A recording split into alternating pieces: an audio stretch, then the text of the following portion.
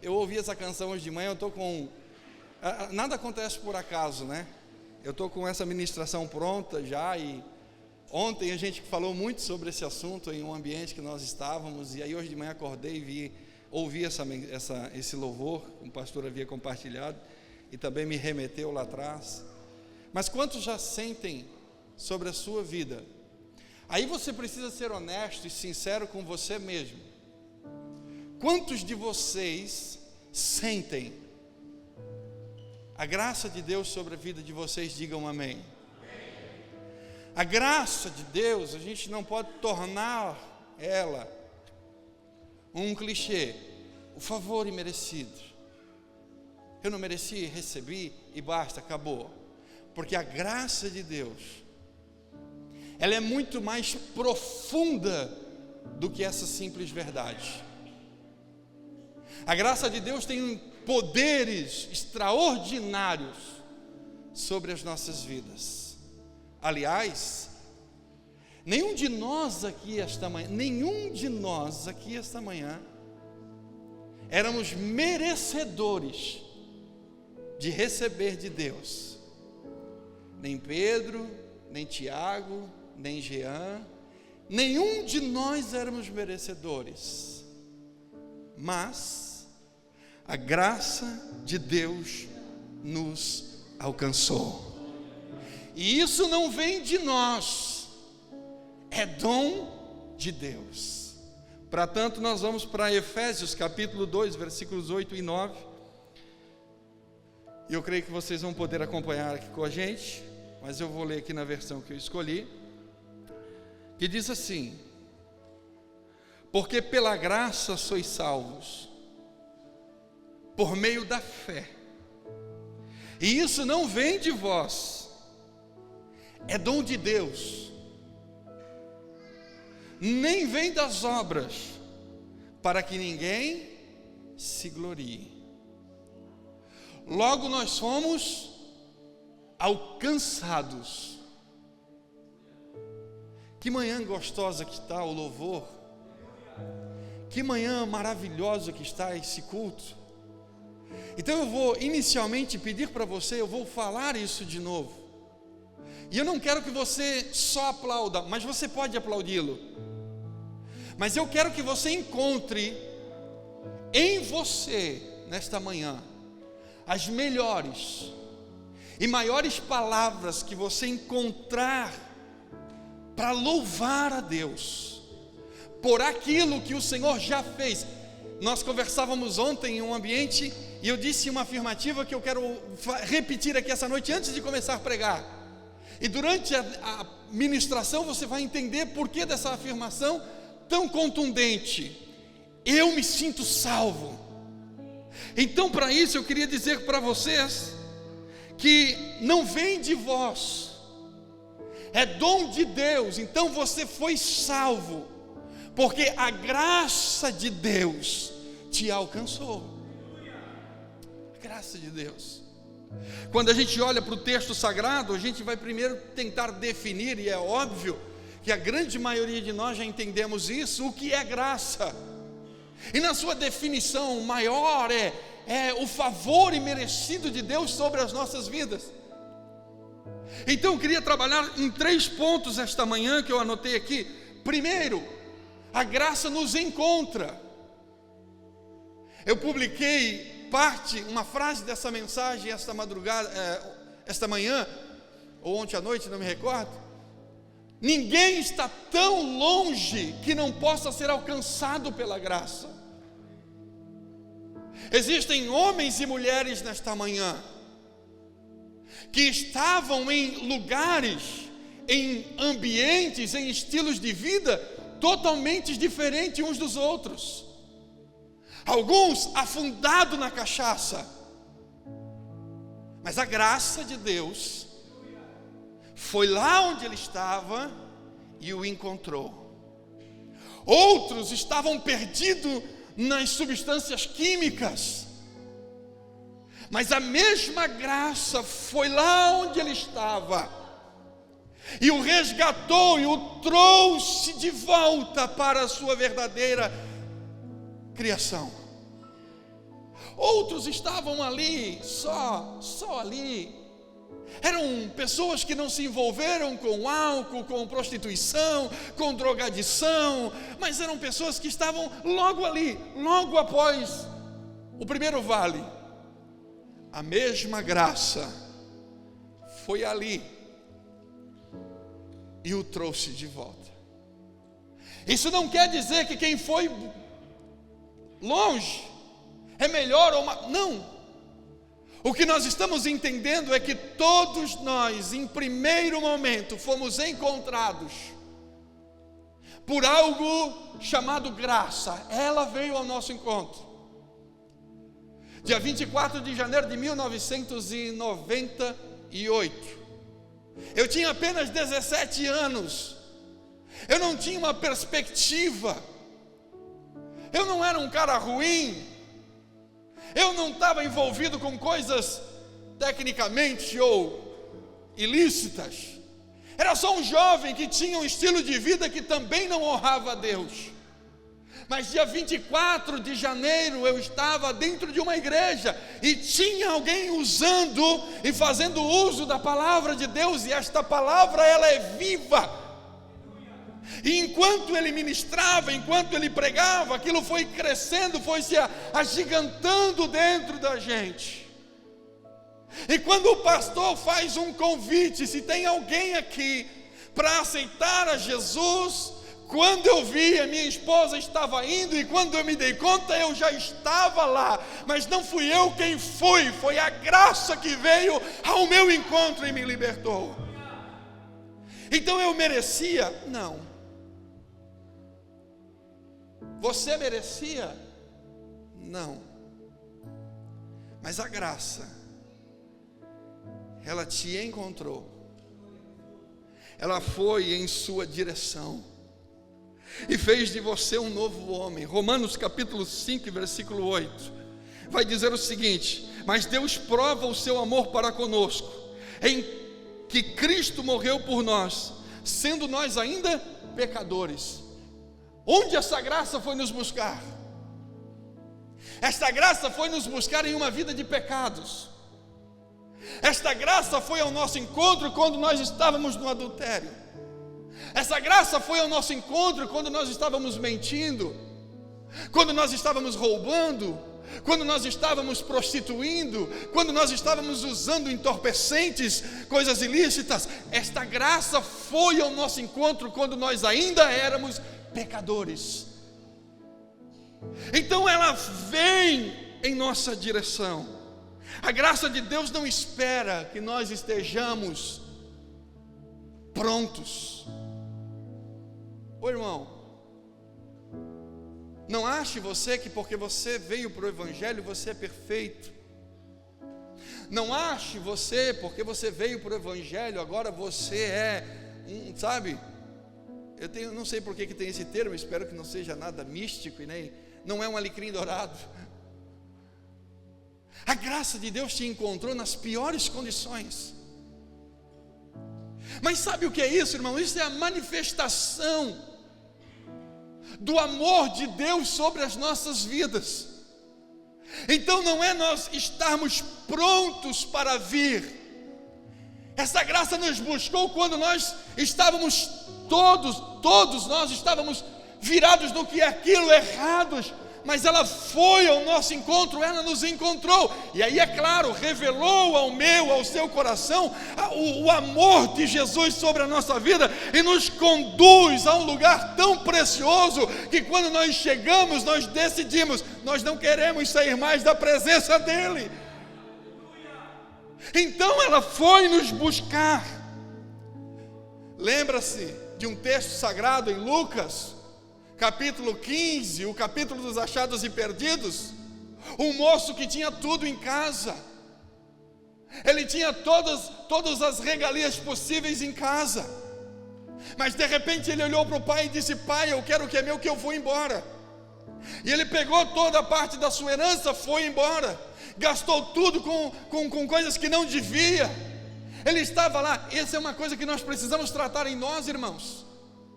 Isto é algo que a gente precisa nessa manhã tratar, porque quem sai, a pessoa desviou, O amor de Deus sobre a vida dela não é a comparação da nossa visão, da nossa ótica com a vida dele, não tem nada a ver com a visão de Deus. Porque lá, quando ele estava desejoso em comer a comida dos porcos, não que ele comeu, mas ele desejou que isso acontecesse. Quando ele estava na ruína, quando ele estava em frangalhos, quando ele estava longe da casa do pai, sabe o que aconteceu? A Bíblia deixa claro: e caindo em si, a graça veio sobre ele. A graça é um reconhecimento nosso.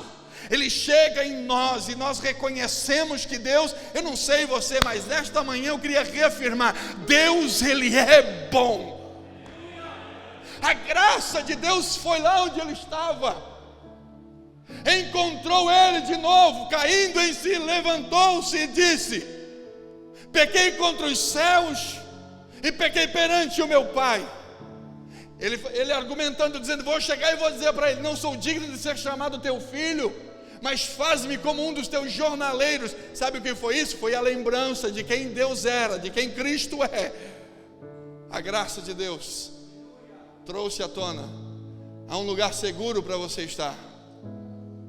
Os desigrejados estão aos montes aí fora. Os desigrejados estão a rodo aí fora. Falam mal da igreja, criticam o pastor, criticam todo mundo. Os desigrejados estão aí fora. Mas um dia, esta graça vai alcançar o coração deles, a ponto deles caírem em si e dizerem: o que eu estou fazendo? Ele me salvou, Ele me tirou das drogas, Ele me tirou do álcool, Ele me tirou da prostituição, Ele me tirou de lá. Irmãos, deixa eu falar uma coisa para vocês: Ele não espera que sejamos perfeitos, mas todos os dias nós precisamos reconhecer o poder dessa graça manifesta sobre a nossa vida. Ela nos mudou. Aí o filho pródigo volta. O que ele encontra? Um pai irado, bravo, jogando na cara dele: gastasse tudo e tivesse que voltar? Ele encontra um pai dizendo: agora você vai ver só, já gastaste o que era teu. Não. Ele encontra um pai de braços abertos, dizendo: vamos matar o bezerro cevado, vamos fazer uma festa. Se tu não entender a graça, tu nunca vai viver o evangelho na sua totalidade. Vamos fazer uma festa, porque esse meu filho estava morto, mas ele reviveu. Então, queridos, não espere ser perfeito. Aliás, você não é perfeito, eu não sou perfeito. Mas quando nós estávamos perdidos, esta graça foi ao nosso encontro, nos trouxe para o melhor lugar que nós poderíamos encontrar na face da terra: a presença de Deus. É este um lugar seguro. Atos capítulo 9, versículo 3 e 6. Ele vai fazer o relato, ele vai trazer o relato de alguém que a graça encontrou no caminho. Saulo estava a caminho de Damasco, perseguindo os cristãos.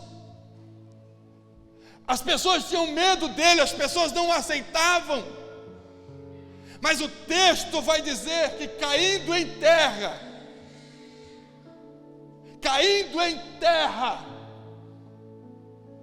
naquele momento a graça de Deus alcançou ele. Este homem perseguidor da igreja, este homem que estava no caminho de Damasco com cartas, com autorização de perseguir os cristãos. Isso para nós é difícil de ter uma aceitação. A graça de Deus o encontrou, e não só o encontrou, transformou ele num dos maiores evangelistas que o mundo já conheceu, o apóstolo Paulo. Sabe, irmãos, cada um de nós temos as nossas queixas. Eu estava preparado para pregar essa mensagem, e aí hoje de manhã eu acordei e eu assisti, um pastor repostou esse vídeo desse louvor que a gente cantou ainda há pouco. Sabe, cada um de vocês tem uma história de vida, cada um de vocês tem as suas próprias dores, o seu passado. E sabe o que o diabo fica falando? Do teu passado. O diabo não tem coragem de falar do teu presente, porque o teu presente está inundado com a graça de Deus. O teu presente é diferente. Você agora é um homem honrado. Você agora é um homem de família. Você agora é um pai. Você agora é uma mãe, uma mulher honrada. Mas o diabo vem e lança sobre você o seu passado. Você foi encontrado por esta graça. Quando você não merecia, você foi transformado. A mulher samaritana, em João capítulo 4, ela é encontrada no poço e tem a sua vida descortinada, mas Jesus estava dizendo para ela: é chegado sobre você agora a graça de Deus. Você está perdoada, a sua vida está sendo transformada. Aí, irmão, como isso é poderoso, porque quando a gente tem essa percepção, quando a gente entende os fundamentos bíblicos, o que Jesus quer fazer em nós, e através de nós não tem nada que nos pare. Você sabe que o melhor lugar para estar é na presença de Deus. Você foi um pecador, você continua sendo um pecador, mas a diferença é que você foi um pecador sem conhecer graça. Hoje você é um pecador revestido de graça. Então você sabe que você não peca mais, você já não busca mais essas coisas, porque você foi encontrado por tamanha graça que ela não só te encontrou, porque a graça de Deus, depois de nos encontrar, e isso é inevitável, ela nos transforma, e nós somos transformados. A graça de Deus nos transforma. Ah, pastor, eu fui encontrado por esta graça, aleluia, I love you, baby. Não. A graça vai fazer em você uma transformação extraordinária. Isso é automático. Não se preocupe com a mudança. Se preocupe em viver o Evangelho. Que a mudança é o Espírito de Deus que promove na sua vida através da graça. Eu vou dar exemplos aqui. Um crente cheio de Espírito Santo, ele muda o jeito de falar. Você concorda comigo? Quem concorda comigo, diga amém. Ele muda o jeito de falar. Palavras torpes já não estão mais nos seus lábios. Por quê?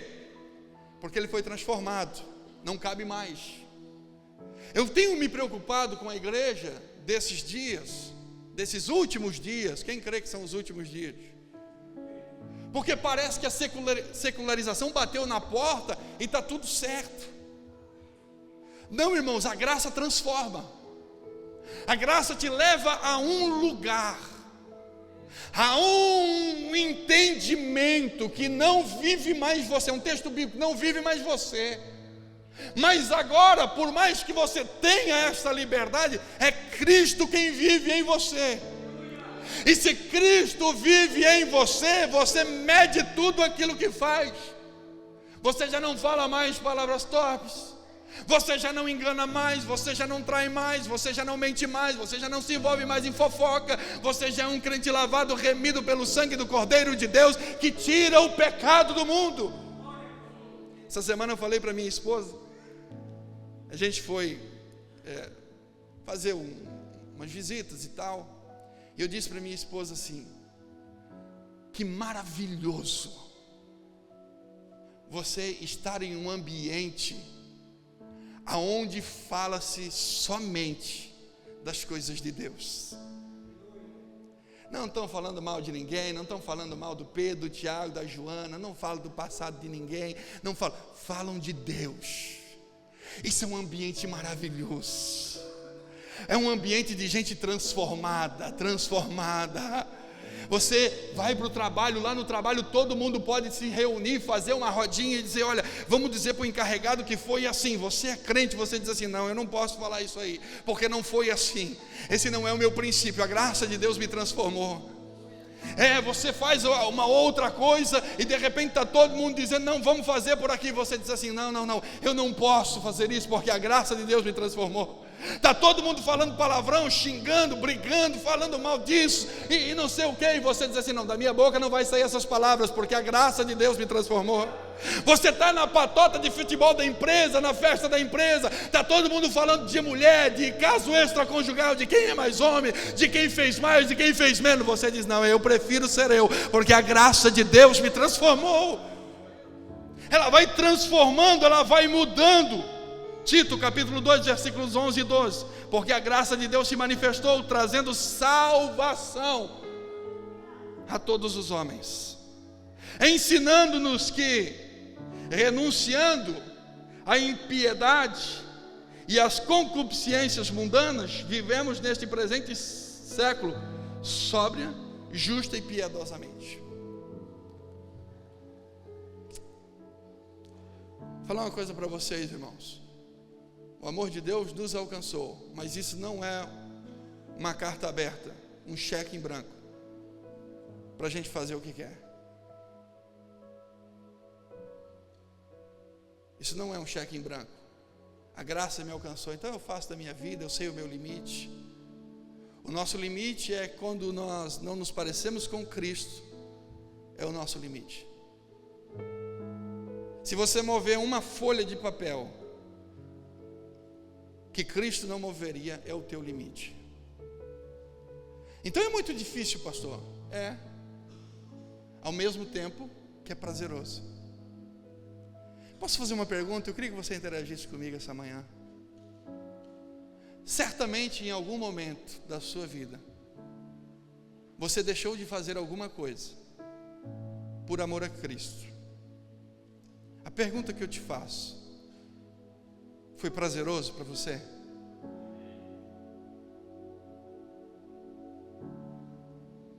Esse é o limite.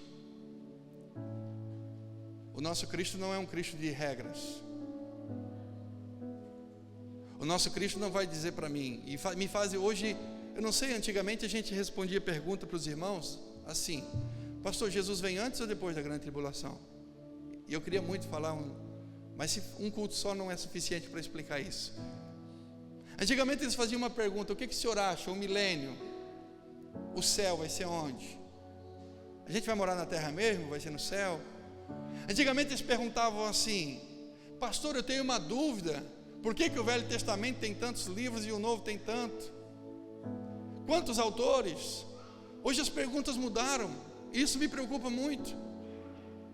Hoje as pessoas perguntam: pastor, é errado eu fazer isso? Eu fico pensando: uai, como um bom mineiro que eu não sou, eu digo: uai, o texto diz o que a gente pode e o que a gente não pode.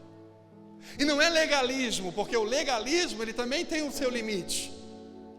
Mas a conduta cristã precisa ser respaldada inevitavelmente pela palavra. Quantos concordam comigo? É a palavra de Deus que vai reger os nossos passos. Então eu sou transformado pela palavra. Eu deixo o quê? As concupiscências mundanas, visando neste presente século, vivendo nesse presente século de forma sóbria, justa e piamente. A graça não apenas nos salva, mas nos ensina a viver uma nova vida.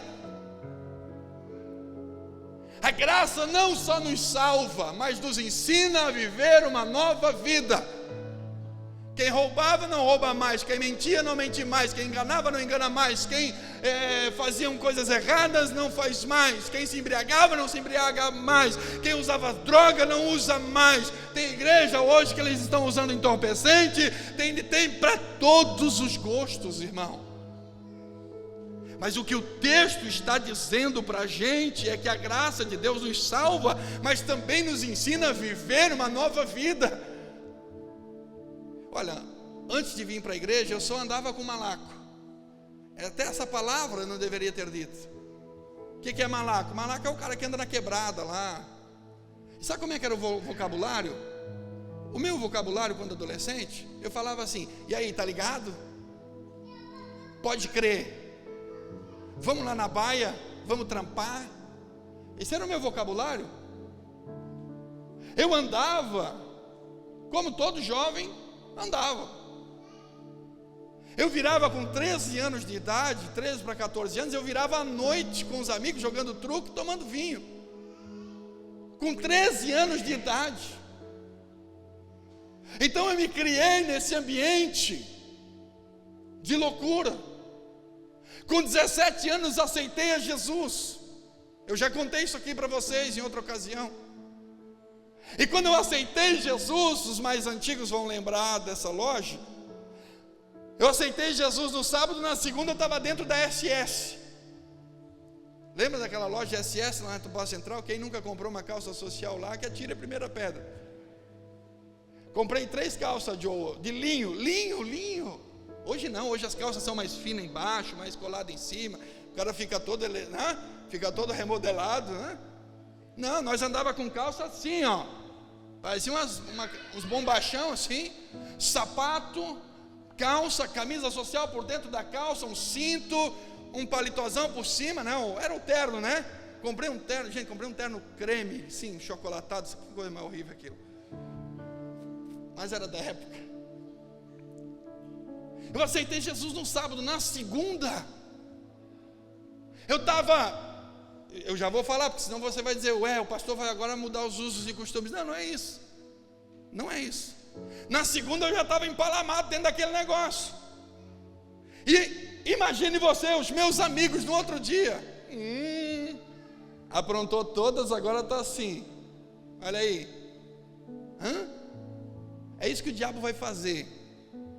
Quando você decidir mudar, quando você decidir parar de trair, quando você decidir parar de mentir, quando você decidir parar de roubar, é isso que o diabo vai jogar. Você já fez, eu te conheço. Nenhuma condenação há para aqueles que estão em Cristo Jesus, que agora vivem segundo as leis do Espírito, da palavra de Deus. Irmãos, eu poderia nesta manhã aproveitar e dizer para você, olha um anjo voando por aí sobre a sua cabeça, eu podia fazer isso, mas o que de fato transforma é a verdade do Evangelho aplicada no dia, e com princípios bíblicos, com 2 Coríntios capítulo 5, 17, assim que se alguém está, quem está em Cristo aqui, diga glória a Deus. Se alguém está em Cristo, nova criatura é. As coisas velhas já passaram. Isso aqui é para dar glória a Deus de pé, irmão. Eis que tudo se fez novo. Não, tu não entendeu. O que foi, foi. O que passou, passou. Essa condenação sai de cima de você hoje. Essa condenação é arrancada pelo poder da palavra de Deus sobre a sua vida hoje. A graça de Deus te alcançou. O que passou, passou. Você é uma nova criatura, lavada, remida pelo sangue do Cordeiro de Deus, que tira o pecado do mundo. A graça de Deus não apenas salva e transforma, mas também nos sustenta. Aí você fica pensando assim, pastor, mas como? Ela me salvou, ela me libertou, ela me transformou. Quem já pecou depois que aceitou Jesus?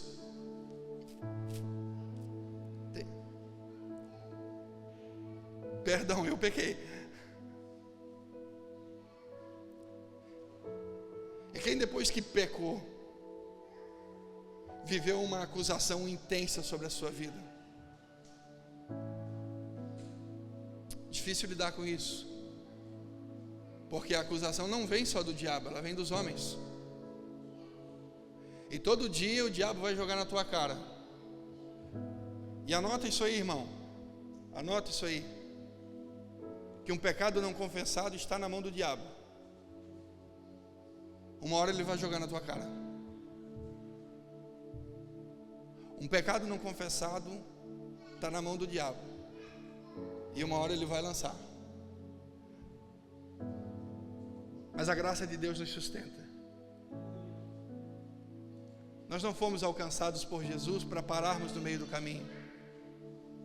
Se você entrou aqui, irmão, quem sabe está vivendo uma vida não tão quanto você deveria, irmão e irmã, entenda que a graça de Deus está aqui essa manhã. E ela não está aqui para te condenar, ela não está aqui para te julgar, ela está aqui para te sustentar. Está aqui para fazer com que você entenda que o caminho é árduo, mas a vitória de Deus sobre as nossas vidas é certa. Você será sustentado por Deus. Não, eu sei que está frio, mas me ajuda. É Ele quem te sustenta. Nos dias mais difíceis e desafiadores, Ele está lá. Quando você entender o princípio que Ele te encontrou, que Ele te transformou, mas que Ele também te sustenta. Segunda carta de Paulo aos Coríntios 12:9 diz assim: a minha graça porque o meu poder se aperfeiçoa na fraqueza. Nós não conseguimos, queridos. Esse que vos fala não conseguiria sozinho. Eu sei que você não conseguiria sozinho ou sozinha, mas a graça de Deus vem te sustentando até aqui. Irmão, deixa eu falar uma coisa para você. Irmão e irmã, esta manhã eu vim com um recado de Deus para a sua vida. Não é tempo de você entender que Deus não tem mais planos com você. Não. Os planos de Deus sobre a sua vida ainda permanecem de pé. A vontade de Deus sobre a sua vida ainda permanece de pé. Você por alguns instantes pode até imaginar: não, eu não vou dar conta, e você não vai mesmo. Mas você não está sozinho. A graça de Deus te sustenta, te basta e te mantém de pé. E quando nós sabemos disso, nós temos alguns exemplos bíblicos. Paulo pediu a Deus: Senhor, tira-se de mim. Não, Senhor, é suficiente sobre a sua vida a minha graça. Mas o que a gente está vivendo hoje é um evangelho. Eu não vou dizer a gente que eu não posso me incluir nisso, mas muitos, em termos gerais, estão vivendo um evangelho longe daquilo que Deus espera. Às vezes você vê movimentações que até parecem ser, mas é fogo estranho. É fogo estranho. E fogo estranho é bíblico. Existe ou não existe? Existe. Sabe o que Deus quer de você? De mim? Deus quer primeiro que a gente reconheça: eu não merecia, a graça me alcançou. Ok, entendi isso aí. A graça me transformou. Só que a graça não me transforma por um período de tempo. A graça, ela é contínua, é progressiva. Nós falávamos outro dia, eu não me lembro aonde, que a gente fez algumas visitas essa semana, mas eu já falei isso no púlpito. Desconfie de quem olha para você e diz assim: não, eu estou consagrando porque eu estou sendo... O entendimento que eu tenho é que parece que o cara acorda todo dia com aquele negócio assim: meu Deus, hoje eu vou pecar. Ui. Do que a gente está se alimentando? Se ela está tão aflorada assim, do que a gente está se alimentando? Porque quando você se alimenta das coisas de Deus, você acorda, e o primeiro pensamento que vem na sua cabeça é: louvado seja Ele, porque me deu mais uma oportunidade de bendizê-lo. Você vai para o seu trabalho, difícil como seja. Uns trabalham em escritórios com ar-condicionado, são um pouco mais bem remunerados. O outro irmão trabalha às vezes no sol quente, limpando ou construindo.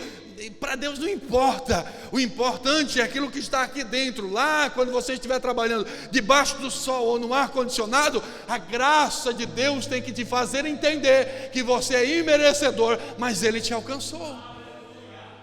Ele te transformou para ser um novo homem, uma nova mulher, um homem de lábios e coração puro, uma mulher de lábios e coração puro, de um entendimento sadio. Irmãos,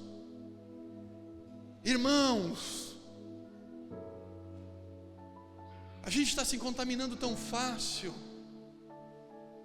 Aliás, nós estamos buscando textos bíblicos para nos sujar. Nós estamos buscando respaldo bíblico. E perceba que sempre tem um culpado. Não. Tem gente que diz assim: eu estou fora da igreja porque um dia ele não conheceu Jesus. Eu falo isso respeitosamente, carinhosamente. Eu não vou mais na igreja porque um dia pediram dinheiro. Ele não conheceu Jesus. Eu estou fora da igreja porque um dia eu botei meu nome, aqui não tem, né? Mas eu botei meu nome para cantar e não me chamaram. Ele não conheceu Jesus. Eu não vou mais na igreja porque a igreja é tudo igual. Ele não conheceu Jesus. Sabe, irmãos, a graça de Deus nos leva. Olha, gente, hoje é domingo. É dia de descanso. É dia de estar em família. É dia de reconhecer quem Deus é sobre a nossa vida. Homens e mulheres de lábios puros, de coração limpo, levantam as mãos em dia de domingo para dizer: bendito seja aquele que nos alcançou e nos resgatou do pecado. O diabo vai te acusar, vai investir contra o teu casamento, a tua família, os teus filhos, mas a graça de Deus te basta, ela te sustenta, ela te faz caminhar de pé, porque a graça de Deus é suficiente. Salmos 23:6, certamente, esse salmo é o Salmo 23.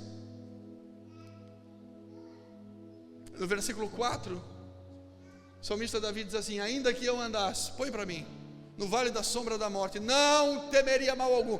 Não é esse que eu ia citar, mas só quero construir. Não temeria, volta, 4, filho, mal algum, porque tu estás comigo. A tua vara e o teu cajado me consolam. 6. Certamente, essa convicção tem que estar dentro de mim. Certamente que a bondade e a misericórdia me seguirão. Irmão, entenda isso. Deus está cuidando de você. Deus está zelando pela sua vida. E o salmista, entendendo isso, disse: certamente que a bondade e a misericórdia do Senhor me seguirão todos os dias da minha vida, e habitarei na casa do Senhor por longos dias. Sabe o que é isso? Todo dia. Não é o dia que você está bem humorado, não é o dia que você está legal. Quem já acordou num dia ruim assim?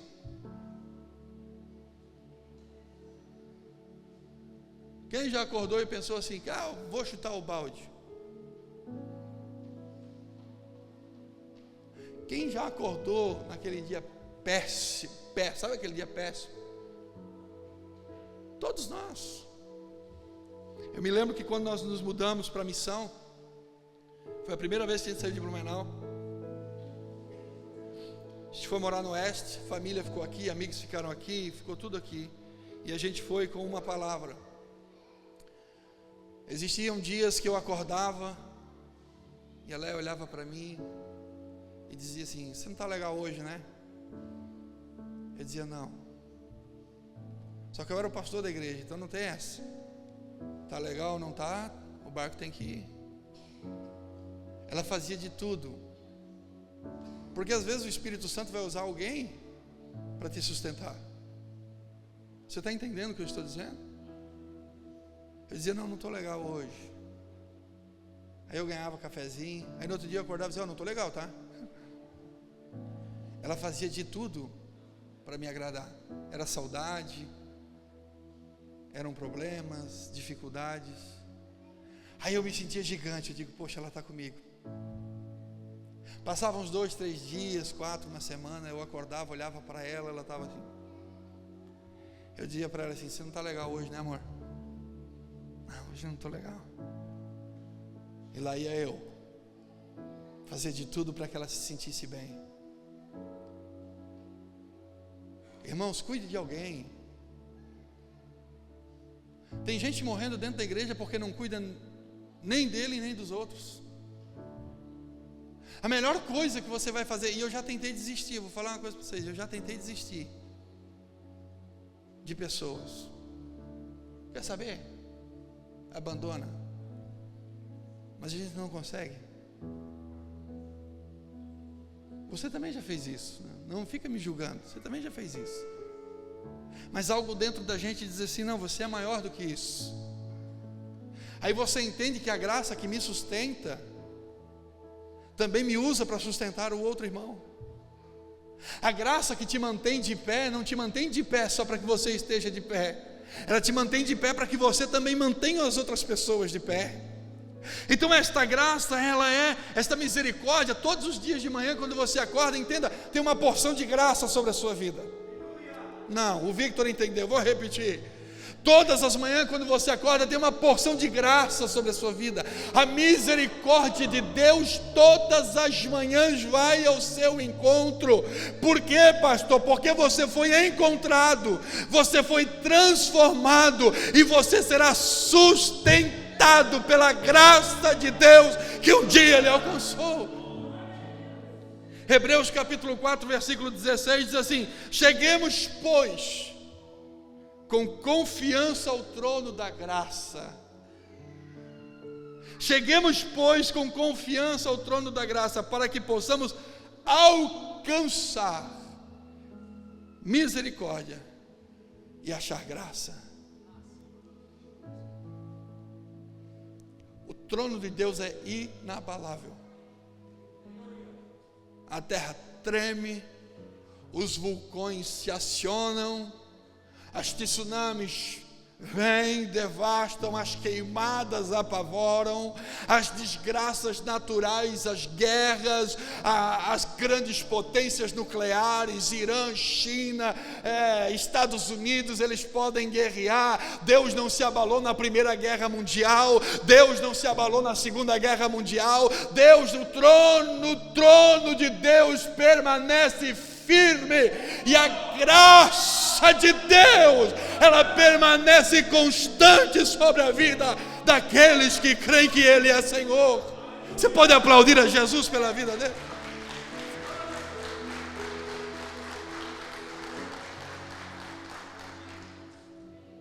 E eu quero concluir com o Salmo 113, o versículo 2. Bendize a minha alma ao Senhor, e não te esqueças. Quem já foi abençoado por Deus aqui uma vez na vida? Uma só. Uma. Foi a manifestação de graça. E o salmista está dizendo: bendize a minha alma ao Senhor, e não te esqueça de nenhum dos seus benefícios. A graça de Deus te alcançou, meu irmão, minha irmã. Ninguém está aqui para jogar pedras no que você viveu lá atrás. Nós estamos aqui para viver o Evangelho puro, íntegro e sincero. Quando você tem esse entendimento, que a graça de Deus é um presente que precisa lembrar diariamente dele. Esses dias eu fui na casa de um irmão, e o irmão me deu uma das coisas que eu mais gosto de ganhar, pelo menos dos últimos anos. Eu amo ganhar livro, amo, mas se você me der um carrinho da Fórmula 1, eu ganhei um, ganhei outro, e não, uns são maiores, outros menores. Isso não é, mas é que a pessoa conhece o que você gosta. A pessoa sabe que você tem uma paixão por aquilo. E eu já ganhei, depois que eu ganhei o primeiro, e o homem que presenteou está aqui essa manhã, eu ganhei acho que uns 4 agora. E aí, eu ganhei. E aí, quando eu ganho as coisas, a gente tem uma estante que está cheia de coisa lá, irmão. Parece até um camelô. Às vezes eu olho para aquilo e digo: que coisa feia, que coisa horrível isso aí. Traz um negócio de um lugar, coloca, traz de outro, coloca, de outro, coloca, de outro, coloca. Daí eu botei meus carrinhos lá.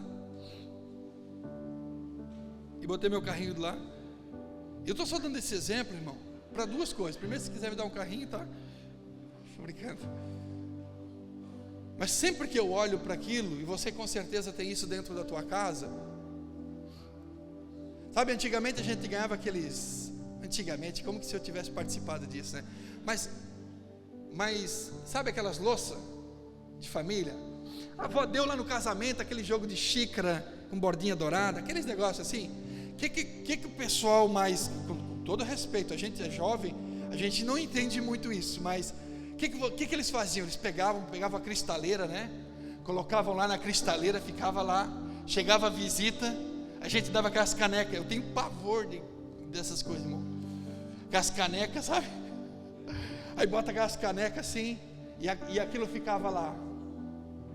Todo mundo que olhava, você dizia assim: era da Bisa. Parece a história do turco já. Era da Bisa, foi da avó, agora foi da mãe, a mãe passou para mim. E está lá intacto. Você olha um jogo de xícara, tem 50 anos, nunca ninguém deu uma beiçada naquilo. Não, está lá, está intacto, está lá. E eu não estou jogando pedra em quem faz isso, irmão, só estou dando um exemplo. Mas escuta, aprenda a viver uma vida recheada de graça. O que é isso, pastor? Irmão, desfrute da vida. Eu sempre digo para as pessoas: viva a vida da melhor forma possível na presença de Deus.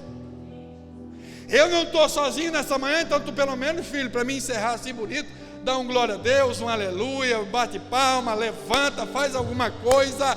Mas se tem uma coisa boa na vida, é viver a vida para Jesus, sabendo que a graça dele é suficiente sobre nós. Então, todos os dias, quando eu olho para o carrinho, eu lembro do irmão. Todas as manhãs, quando você abrir os olhos, você precisa trazer à memória: um dia, a graça de Deus me alcançou, me tirou de um vale profundo, me tirou de um charco de lodo, me tirou de uma vida indigna e me trouxe das trevas para a luz. Hoje não é mais o Jean com 17 anos. Irmãos, eu estava pensando, eu já estou indo para quase 30 anos de igreja e eu ainda continuo errando. Tem gente aqui com mais de 30 anos de igreja, irmão, de fé. Lá, irmã Jandira. Pelo menos mais um, gente, me ajuda. Aqui, meu Deus, vocês estão me assustando. Cara jovem que nem eu. Pode ter 30, pode ter 40, ou mesmo você que está aí engatinhando na fé. Todos os dias nós precisamos reconhecer que a misericórdia e a bondade de Deus está sobre nós. Então bendize a minha alma ao Senhor, e não te esqueças de nenhum dos seus benefícios. Há um convite a receber e viver esta graça plenamente. Um dia eu fiz um propósito com a igreja, aqui eu vou fazer hoje também, vou fazer. Um dia eu fiz um propósito aqui. Um dia eu fiz um propósito, disse assim: irmãos, essa semana a gente não vai reclamar de nada. Todo mundo, quem está comigo? Todo mundo, amém, amém, amém, todo mundo. E é coisa que eu raramente faço, mas quando preciso chamo um Uber. E eu fiz um propósito: irmão, essa semana ninguém reclama de nada. Ninguém reclama de nada. Alinhamos. Segunda-feira chamei um Uber. Chamei um Uber segunda-feira, chegou, nada contra, mas chegou dando quase que um cavalinho de pau na frente da minha casa, com um Renault vermelho, e abri a porta, digo: bom dia, porque eu estou estressado. E o cara assim, desse jeito, assim: eu estou estressado, eu estou nervoso, porque o cara já me fechou. E eu digo: não perguntei. E aí o cara entrou nessa rua Bahia aqui, gente, falando uns palavrão que, né, prudentemente, eu jamais falaria, nem aqui, nem fora daqui. E ele começou a falar aquele palavrão, eu fiquei grandão atrás naquele Renaultzão. Digo: o cara está prestando um serviço, eu já vou dar ali já. O que é isso, meu irmão? Te acalma. E de repente, quando eu pensei, Eu digo, opa, tem um propósito. Não é para reclamar. Eu digo, isso é coisa do inimigo. Foi ele que mandou. 1 zilhão de Uber na estrada, foi ele que mandou esse atribulado aí para me quebrar o meu... Aí eu me contive, eu fiquei lá e ele reclamando, e gente, um perigo, ele ia em cima dos carros e cortava e não sei o que, e pá, e daqui aquilo, e eu ali, Jesus, eu não posso falar nada, mas aí dentro de mim eu pensei assim, mas depois eu vou dar só uma estrelinha, aí ele vai ver só, depois eu vou fazer porque eu não posso reclamar, entendeu? Irmãos, nessa noite, nessa manhã, eu queria propor para vocês um exercício de graça na sua vida. Vocês que são casados, que estão aqui todos os dias pela manhã, olhe para a esposa, eu sei que ela não vai estar tão linda como ela está agora no culto, né? Penteadinha, chapinha feita, olha para o maridão que vai estar deitado lá do seu lado, sabe? Não com aquele hálito tão agradável que você gostaria, mas você vai olhar para ele, vai olhar para ela, vai no quarto dos teus filhos, vai para o teu trabalho, vai colocar a mão para falar, irmão, nós vamos viver uma semana poderosa. Ei, você vai acordar e vai dizer, louvado seja Deus pela graça e pela misericórdia dele manifesta na minha vida todas as manhãs. E eu vou convidar você para ficar de pé.